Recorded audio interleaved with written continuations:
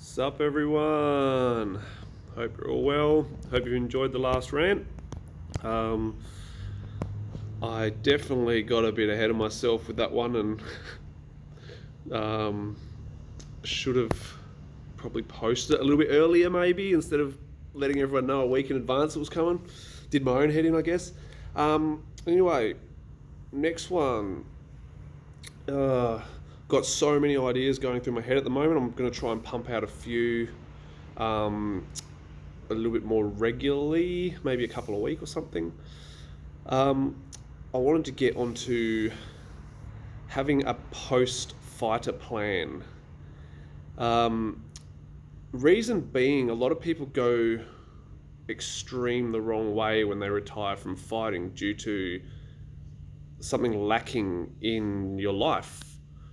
You know, you have those adrenaline rushes, you have those so many nights at the gym with, you know, all your time taken up, you have no free time, you're having to be careful of what you eat, so you're staying on weight, you're had no time for social life, you've been staying healthy, you've not been partying, all that sort of stuff.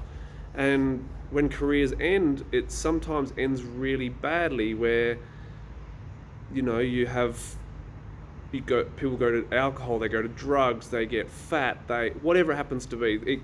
It's very easy to go the total opposite on the spectrum once you retire from fighting, and it's kind of scary. The idea of fighting is fun, it's exciting, all that sort of stuff, and the idea of retiring is the total opposite. I was kind of lucky that I didn't really like fighting. I just did it because it was part of the journey to get to be the trainer that I wanted to be from really early on. I kind of had that mentality. Um, but some people, they love it. They love chasing the W's. They love winning. They love just fighting, even not even winning as such, just fighting. But you got to remember, it has to come to an end, and you have to prepare yourself mentally for that, which is the hardest challenge. The hardest challenge is losing that adrenaline rush, losing the excitement, having free time. That is not a good way to go from hero to zero, which I kind of did. I could have if I didn't go straight into being a trainer.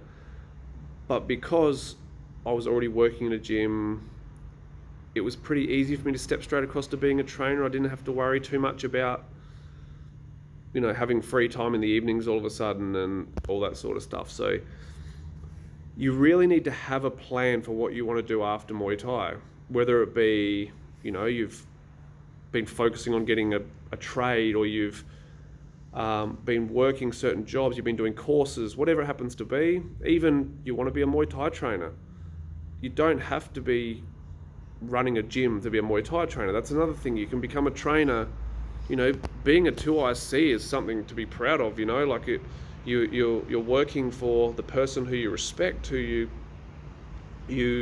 more than likely fought for. Maybe not even. You just have a lot of respect for that person, and you want to help them out, and you want to help their business grow, or their team grow, that kind of stuff. But it doesn't always have to be in Muay Thai. But if you dedicate so much time to Muay Thai, it's silly to waste it. So I always say, like, be ready for retirement. Know that it's coming, because this is a very short-lived sport for fighters. Not a lot of people, you know, get to mid-30s and they're still going. You know, like a lot of people. I was done at 30. My back went at 30, and I was done. Like, that was the end of my career right then and there. So I had to step over to being a trainer pretty much straight away, which as I said, I was prepared to do that. That was what I wanted. I wanted to be a trainer from day dot. But, you know, you don't want to be still fighting, plodding along just because you're not happy doing anything else. It can be an addiction like anything else. It's dangerous, it's not healthy, and it's something that you need to work through and be prepared for. It's no different, you know, you got to be prepared for death. You know, like, oh, I don't know what I'd do if so-and-so died, or I don't know. It's no different. You need to know that that's coming. We all die, we all have to retire, we all have to die, everything, nothing is permanent.